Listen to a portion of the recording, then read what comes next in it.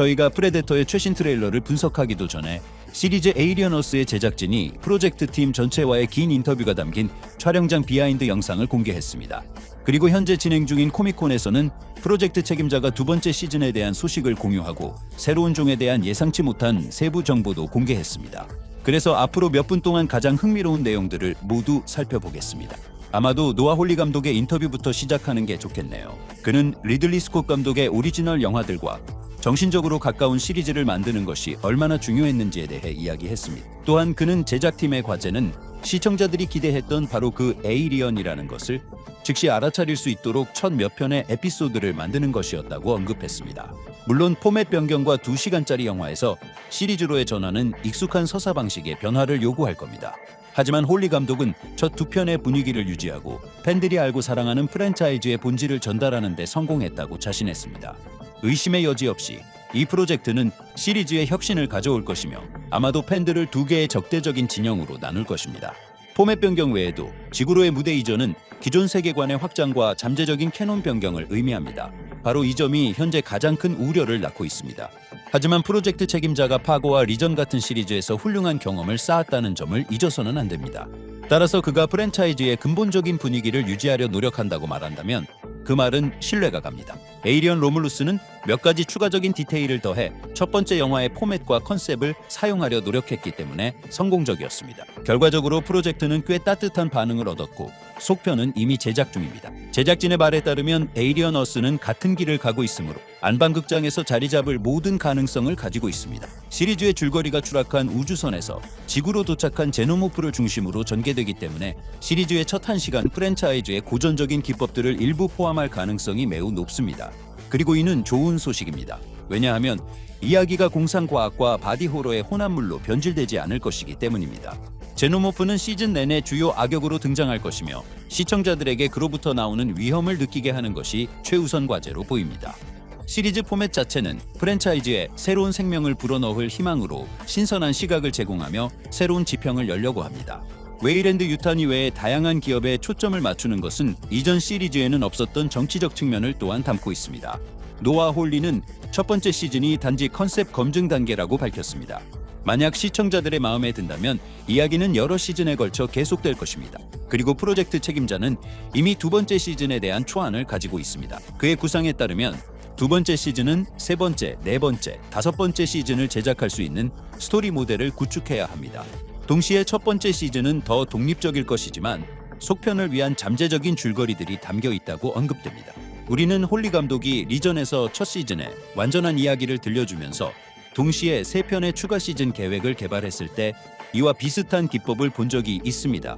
따라서 줄거리 전개에 따라 시리즈는 에이리언 어스의 캐릭터들과 함께 이야기를 계속하거나 의심스러운 기업 웨이랜드 유타니를 더 자세히 탐구할 수 있습니다.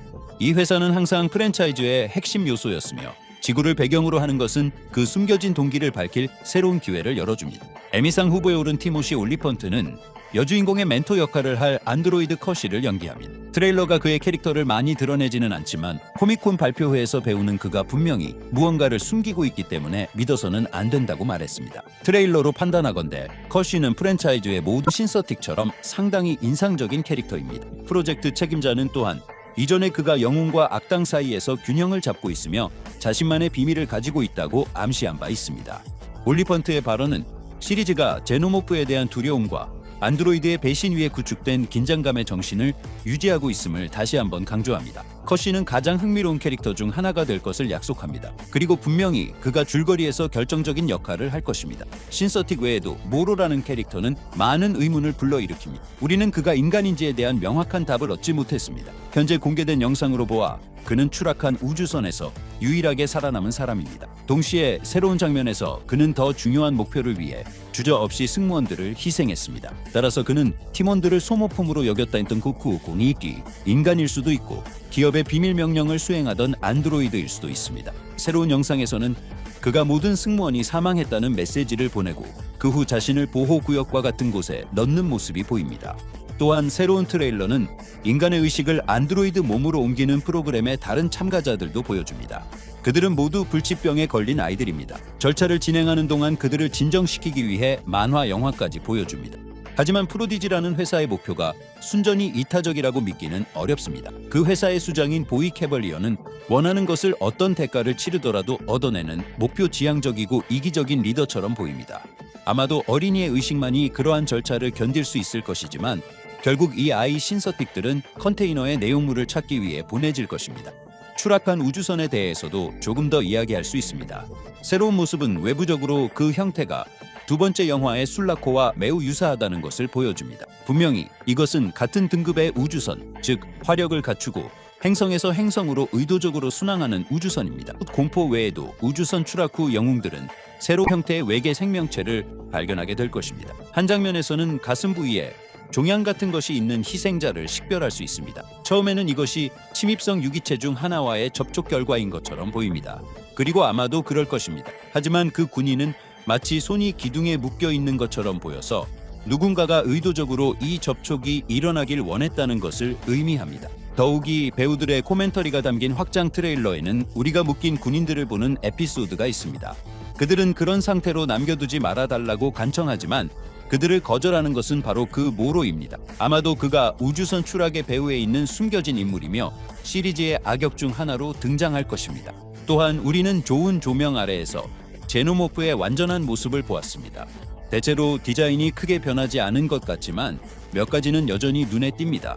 예를 들어 많은 시청자들이 지적했듯이 그의 외모는 더 섬세해졌지만 동시에 인공적으로 보입니다. 그를 덮고 입에서 흘러나오는 점액은 거의 사라졌습니다. 비록 한 장면에서 그것이 여전히 남아있는 것을 볼 수 있지만요. 제노모프는 다른 영화들과 비교했을 때 더 무균적이고 광택이 나는 것처럼 보입니다. 하지만 그의 무서운 모습은 여전히 느껴지며 아마도 외모의 변화는 줄거리상으로 설명될 것입니다. 많은 장면에서 제작자들이 그래픽에만 의존하지 않고 실제 크기의 슈트를 사용했다는 것도 분명합니다. 이것은 또한 로물루스에서도 계승의 제스처로 나타났던 고전에 대한 일종의 경의입니다. 아무래도 시리즈에는 여러 마리의 성체 제노모프가 등장할 것 같습니다. 왜냐하면 이미 크기와 색깔이 서로 다르다는 것이 눈에 띄기 때문입니다. 지구의 동물군을 고려할 때 다양한 변종 에이리언을 약속받은 것은 당연합니다. 예를 들어 추격 장면에서 제노모프는 동물처럼 움직이며 훨씬 작아 보입니다. 또한 등에서 튀어나온 관들도 줄어들었습니다. 다시 말하지만 고전 영화들과 비교했을 때 그렇습니다. 소위 눈알이라고 불리는 것의 상세한 모습도 지나칠 수 없습니다. 이전 트레일러에서는 우리에게 단지 묘사만 보여줬다면 이제는 그 외모와 움직이는 방식이 모든 세부 사항에서 보여졌습니다. 그의 촉수가 무섭게 보이기 때문에 아마도 어떤 이들에게는 악몽의 소재가 될 것입니다. 그리고 양과 함께 있는 장면에서는 그가 안구를 대체하고 주변 상황을 주의 깊게 관찰하는 모습을 볼 수 있습니다. 그것이 인간에게 침투하는 장면들은 전체 시리즈에서 가장 기억에 남고 무서운 장면 중 하나가 될 것이라고 확신합니다. 아마 여러분은 일부 사망한 사람들이 마치 피를 모두 빨린 것처럼 보인다는 점을 눈치채셨을 겁니다. 이는 새로운 생물 중 하나가 거머리처럼 행동한다는 것을 의미합니다. 게다가 한 장면에서는 도착한 군인 위로 거머리 같은 유기체가 움직이는 비슷한 모습을 볼 수 있습니다. 이 기생충이 얼마나 큰 위협을 가하는지는 추측만 할 수 있을 뿐입니다. 하지만 분명히 심각한 위협이 될 것입니다. 동시에 우리는 아직 다른 종류의 외계인들이 서로 어떻게 상호작용할지 모릅니다. 그들은 적대적일까요? 아니면 두 기생충의 공생을 기대해야 할까요? 매우 기대되는 부분입니다. 위험에 맞서 생존하는 것 외에도 에이리언어스는 인공지능과 인간성의 주제를 다룹니다. 여주인공은 오빠를 찾기 위해 임무에 동의합니다. 그녀는 나중에 안드로이드의 몸으로 인간으로 남을 수 있을지에 대해 자문합니다.